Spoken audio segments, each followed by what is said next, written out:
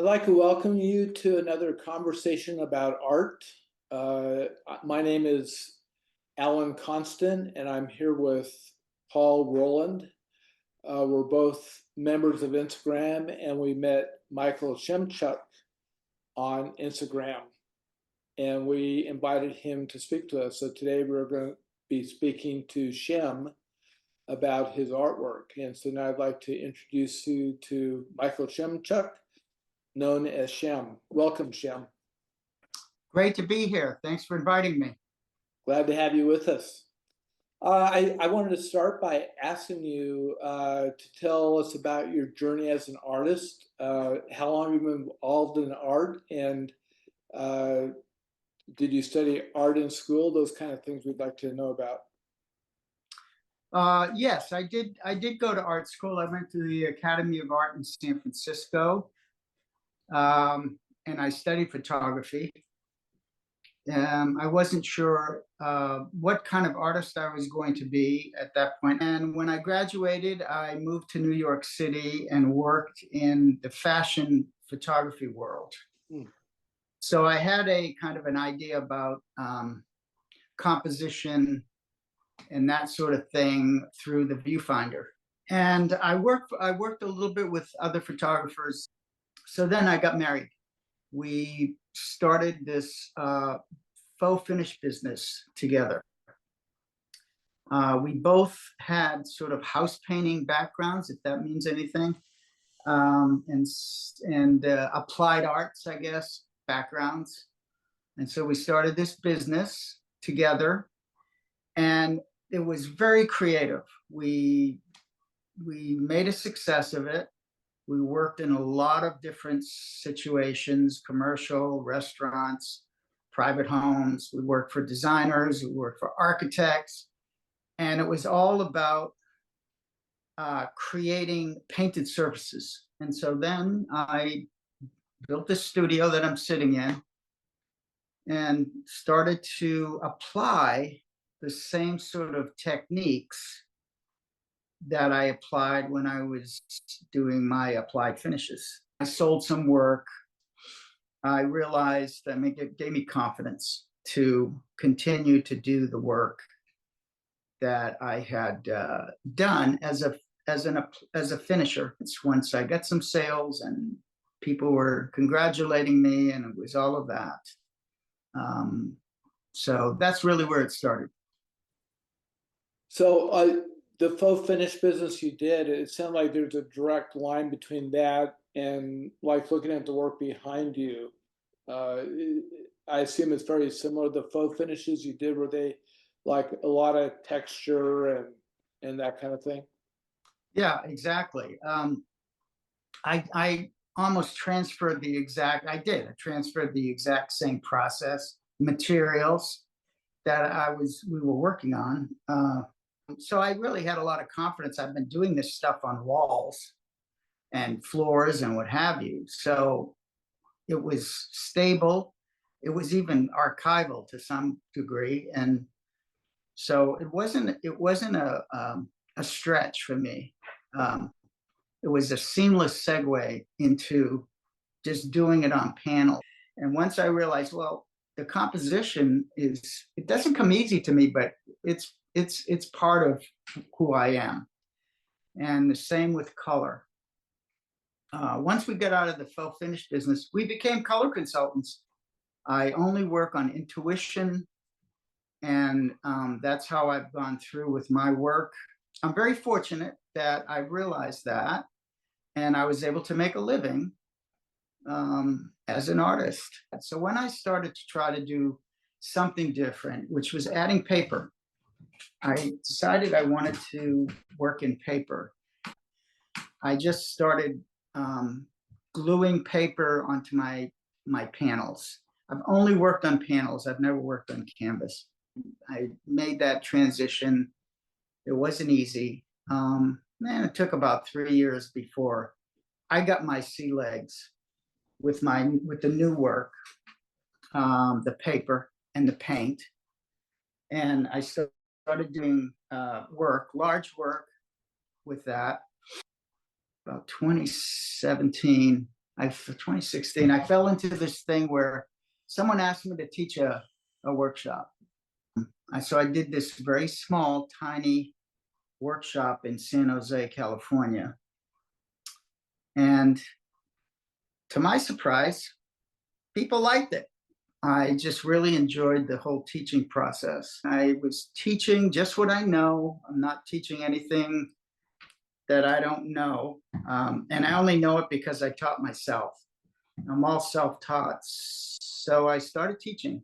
I learn as much from my students now as they probably learn from me. I meet new people. It's a networking. It's a community. And I enjoy that. So Jem, you talked a bit about working with gypsum and paint, and this image right here, is this gypsum and paint primarily? Yes, this is all just straight gypsum and paint. It's a material that I discovered when I was doing my faux work, and I would apply this sort of material on walls and ceilings in various places. So I just transferred that to panels once I decided, well, I think I'm going to try to do this as an artist. So what you see here is two different panels. I think they're each 36 by 36. So that's a 6-foot wide diptych right there. And this is called, this titled Duet. And so what my idea here with the material was to do one side that kind of looked like concrete or just stone concrete, and with grays and whites and a color. And then on the other side, the right side, I wanted to do the same colors and make it look like kind of concrete, but a more refined version of that. And so that's basically what these two pieces are. I did a series. This was a series of duets. Different colors is really what made the difference, and of course, different shapes. But this is a very good example of what, when I say gypsum and paint. For those of you out there on my website, it's just G and P. Anything that's G and P, it's gypsum and paint. Okay, and then you said you started introducing paper into your work, more like a collage. So, for instance, this piece, you use a bit of paper in it? Yeah, well, then I transferred or translated into paper and paint. Once I no longer wanted to work in the gypsum and paint material, I transferred into this paper and paint. This is a 6-foot by 6-foot painting here. And it's all paper. It's what I teach now. My abstraction by design is based on this material and this application, actually. All paper and paint, just those two materials. Sometimes I have graphite in there or what have you. But yeah, it's just based on laying layers of both material. I start with paint, I lay layers of paper, I paint over those layers of paper, or some of them, or partially, lay more layers of paper over that, and then I can scrape layers off, sand layers off, and then keep on adding. So I repeat the process of addition and subtraction of paper and paint and build up the surface to get these kinds of images. Usually I start with paint and tissue paper, black tissue, and I lay that down with paint, actually, and create a base. And then I start applying collage papers. I mean, I refer to, when I teach this, as wallpapering, because some of these are large pieces of paper. They're not, small pieces of paper. So sometimes we wall, we put paper over the entire panel. And so we're covering the entire panel with paper as a surface, as a layer.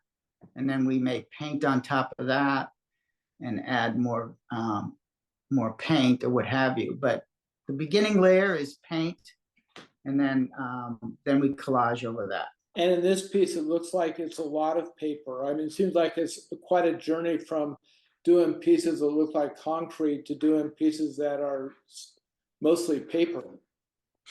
So this series is my surface, I call this surface tension. It's all paper. There's no paint or inks or anything in this except paper. Mm.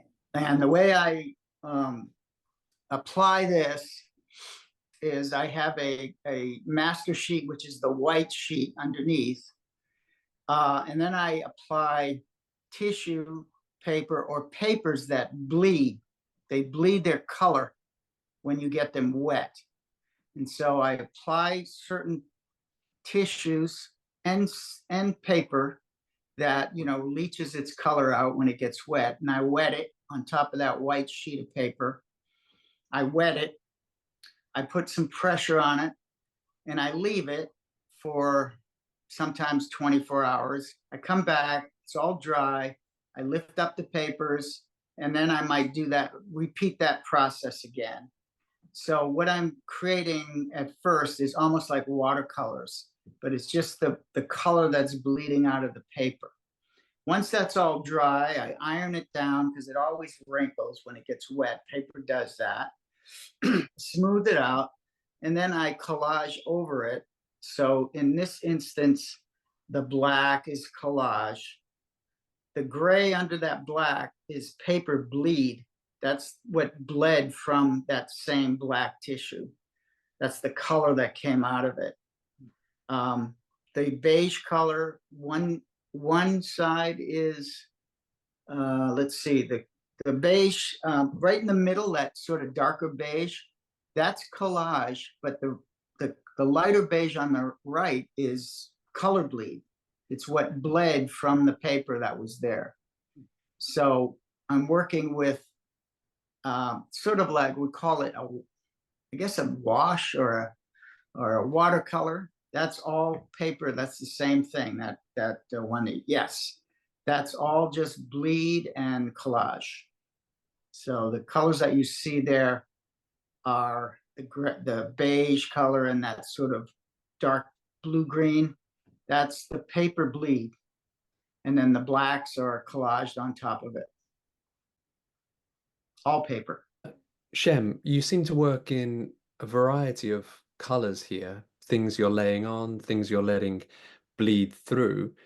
Do you have a specific color palette in mind when you're starting a new piece, or how organic is the process? Thank you for asking that. Color is really one of the most important factors for me in starting sometimes a whole series of work. And normally I start with one color. I always have black and white and gray. And I love the color of cardboard or, you know, brown craft paper. So I always have that at the ready. So I have white paint. By the way, I only use house paint. I don't use any art paints or anything like that. I only paint with house paint. White, black. I'll have some craft paper and I'll mix a gray. So I always start with that. And then I go, well, what color do I want to use? And if I select, like, say, blue, I create a blue that I want to work with. And then I create tone on tone or variations of that blue. Different values, muted, pastel, what have you, really bright. And I have those at the ready. Now, once I start, usually another color gets introduced. But I only introduce that color, that we'll say tertiary color or fourth color. I'll only introduce that once I start with the initial idea of, oh, I want this to be this blue, and I want this blue to be sort of the main focus. So yes, I do start with minimal colors, And it's really important. And sometimes I'll see something, it could be a book cover or a glass of beer with the light shining through it or something like that. And I go, that's the color I want to use. And so that's really important for me to begin a piece or sometimes a series with specific colors in mind. And the formats of your paintings also have a lot of variety in them, and obviously it's fundamental to their composition. You've got horizontal, quite panoramic ones, and very, square formats. How do you choose that? Because that must happen at the beginning, right?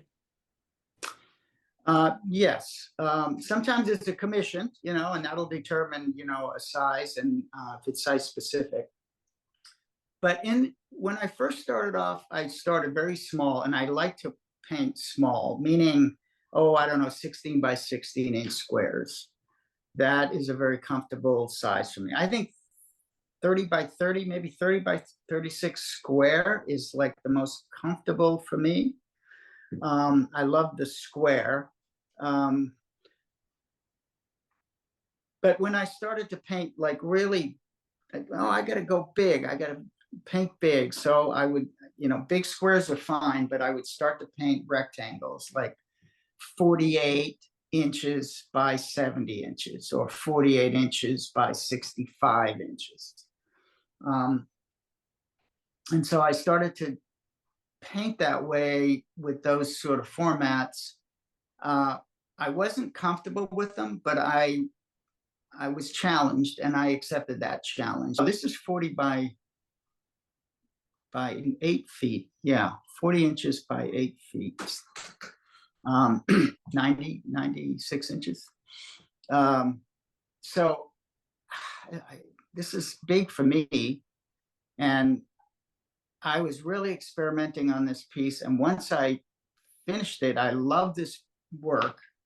It was kind of a target for me that I bullseyed this, and I went, oh, this is something I really love to do. And so I did a lot more pieces in this format, not as long as this, but in this format, because I think I felt like I was challenged, and I met that challenge with this format, and it really worked for me.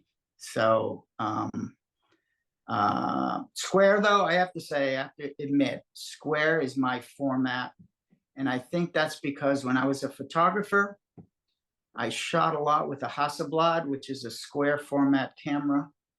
And looking through that viewfinder, I cropped everything in that viewfinder. So I really assimilate that viewfinder, that square format is really my most comfortable format to work in because of that. For you, what makes a good composition? It's interesting to hear you say you've nailed it, you've hit the bullseye, but what is that for you? What is a good composition? For if the piece we're looking at, if you ask me that question, and I'll refer to the piece we're looking at, if I can attain a balance where my eye navigates the whole piece, if all those pieces and colors and textures have a dialogue, then I feel I've been successful at it. And you've talked so much about the aesthetic of your art and the process leading up to this. You described your art earlier as decorative, but clearly there's so much thought and feeling and intuition going into it.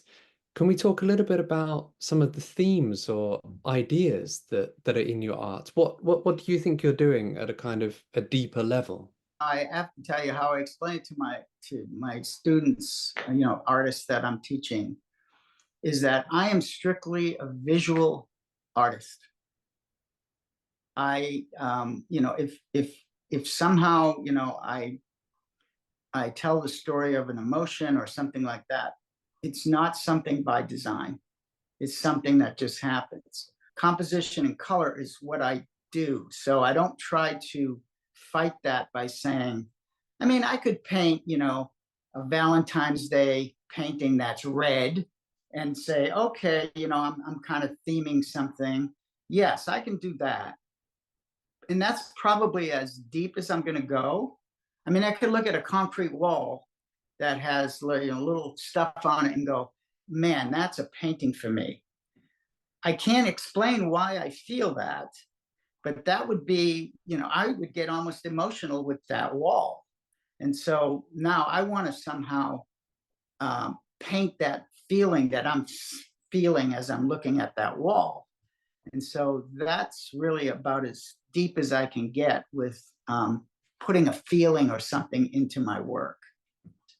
This is a much more difficult composition for me to figure out. It's 2 4x4 foot panels. This takes, a little bit of a lot of standing back.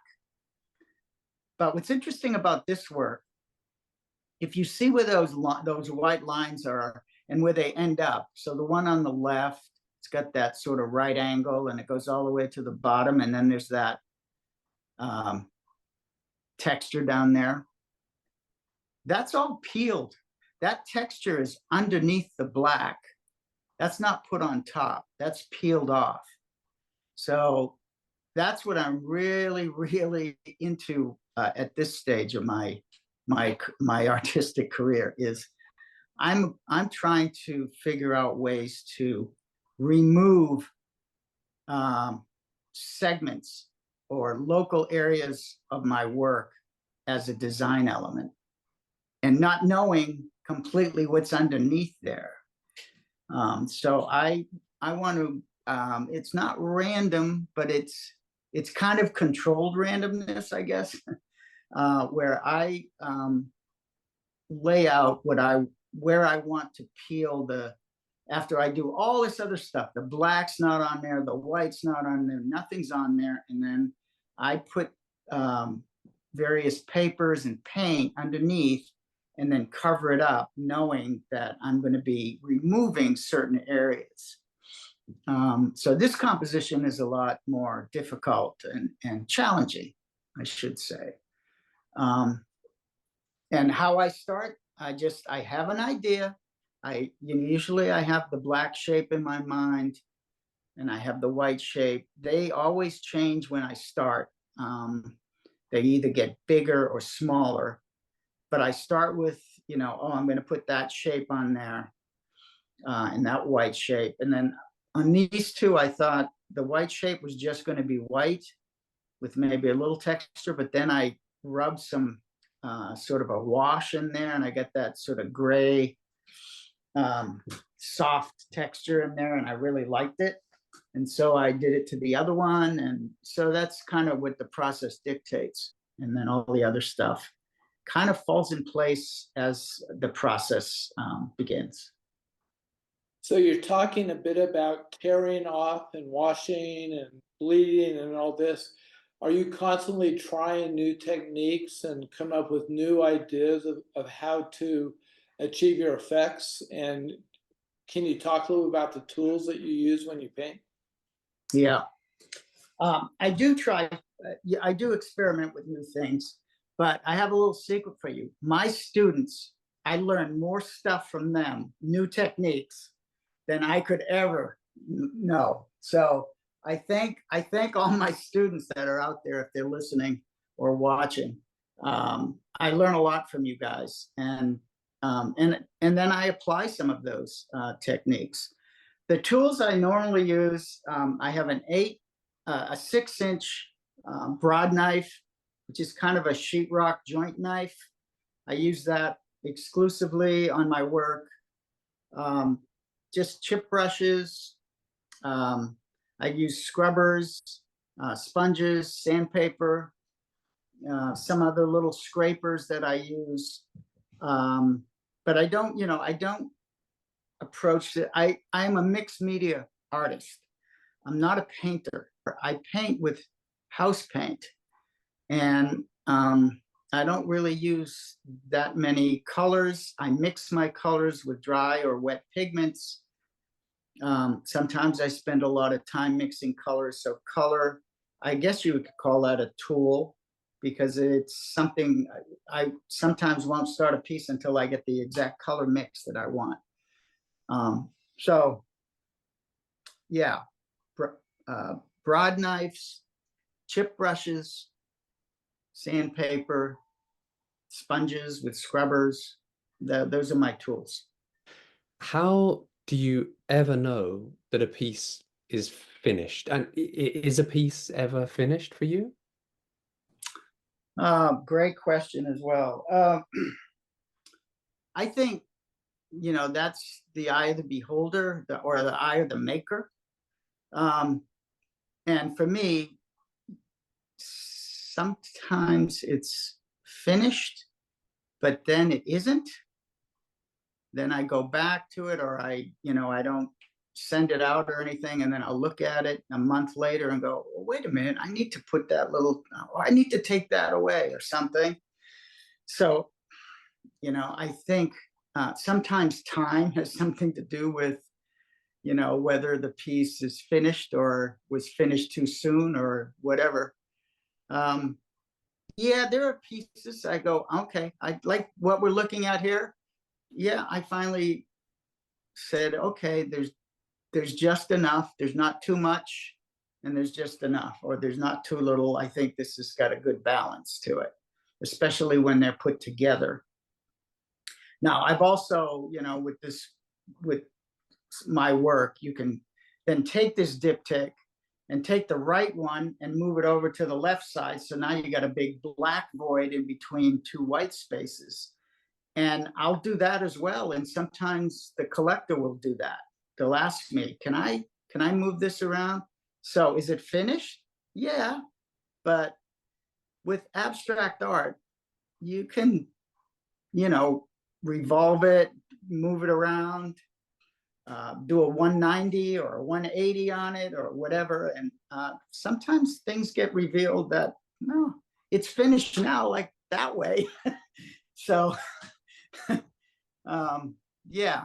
So, yeah, I would say, yeah, some are finished, most are finished, but then again, you could come back and maybe do more. The hardest part now, okay, with this, Paul, is that I'm trying to go as minimal, as quiet as I can go now in my work. And it's harder to know whether the piece is finished in that regard. Is it finished? Sure, but could I put another little line somewhere there? Yeah, that wouldn't change it too much. If I put a little red dot up there on the left-hand side, that wouldn't change it too much because there's a lot going on here. But when you start to get into that more minimal or quieter format and surface, I think it's harder to say that it's finished. You haven't really talked about any of your influences. There must be a kind of pantheon of artists that you've been inspired by, you look up to, who are kind of touchstones for you even now?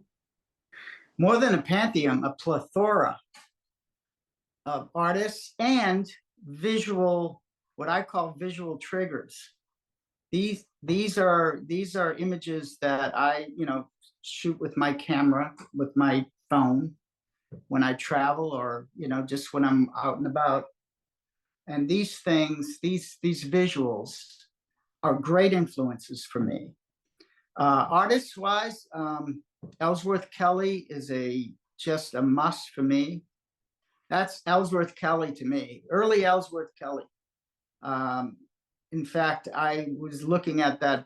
I have a book of Kelly's, and that early 1950s in Paris stuff. This has influenced me to do this work right here. I did this probably in 2006. So this is a while ago.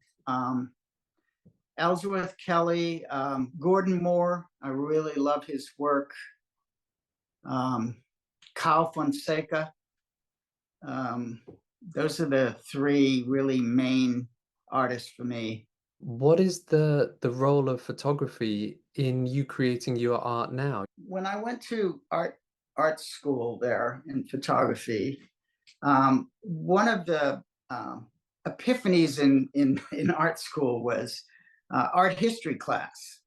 So when I took this art history, I've only taken one in my life, and it just, yeah, it turned me around completely. It made me realize what art could be and that I could be an artist.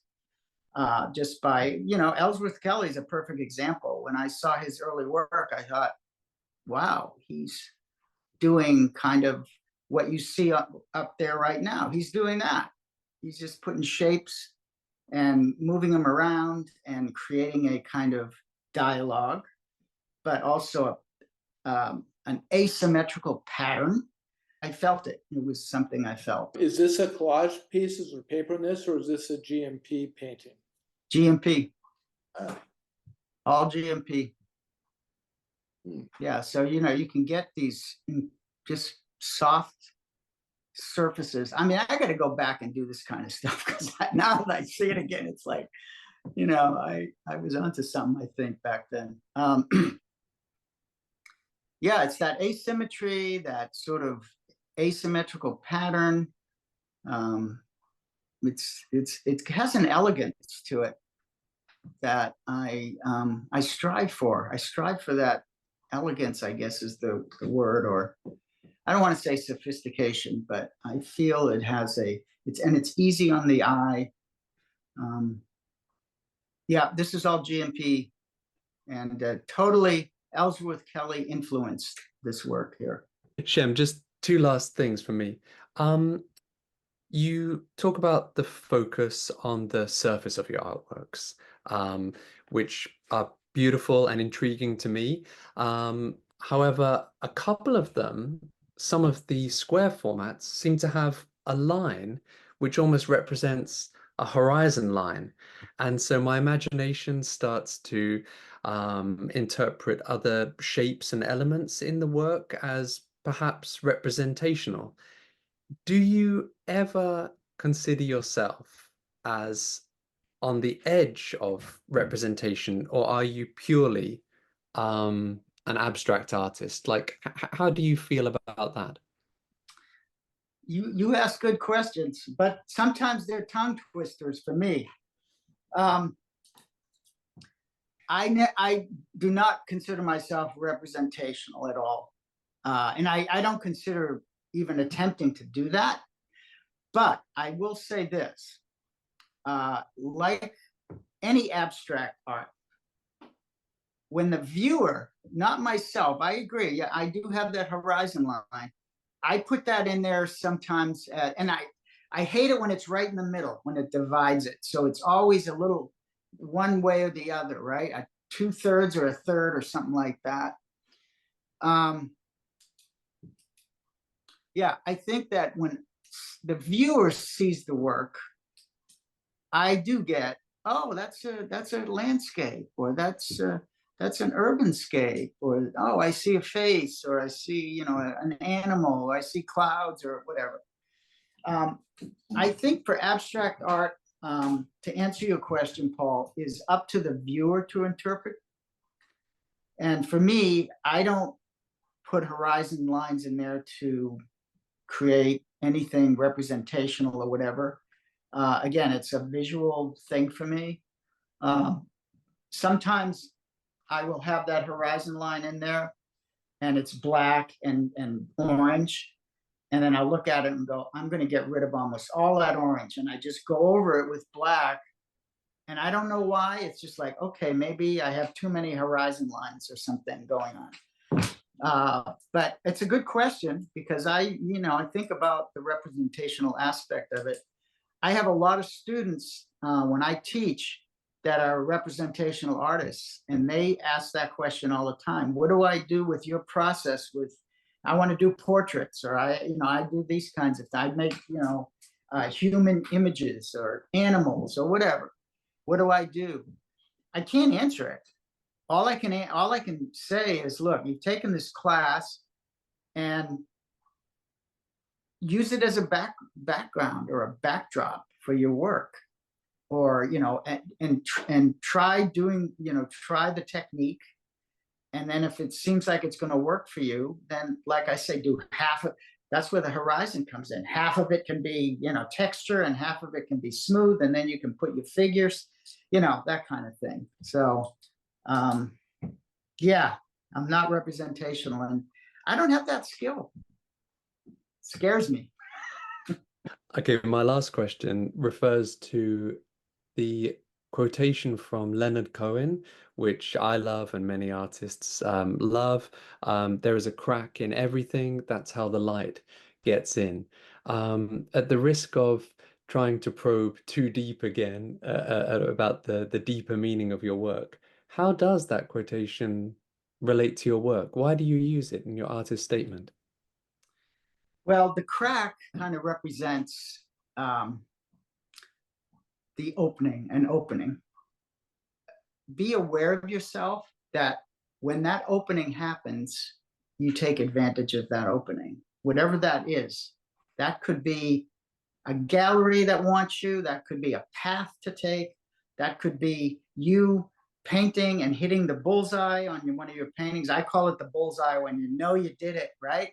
You know you did it. Wow, that's a good one. When that happens, that's the crack opening up, saying, maybe you should follow that guy because you did something there that you never did before, and it feels right.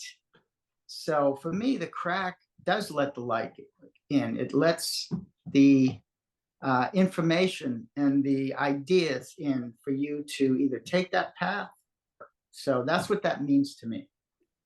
Shem, thank you so much for taking us on this journey through your art. I really appreciated how you took your work in painting faux finishes to integrate it into what you're doing now. And I'm thinking of you as a blue collar artist now, and that's a high compliment that you could really, integrate your life, what you're doing before into what you're doing now. So it's quite a journey, and I really appreciated all the comments you had to make about your work and how you do it. Yeah, thank you both for inviting me to do this. I really appreciate it. I had a good time.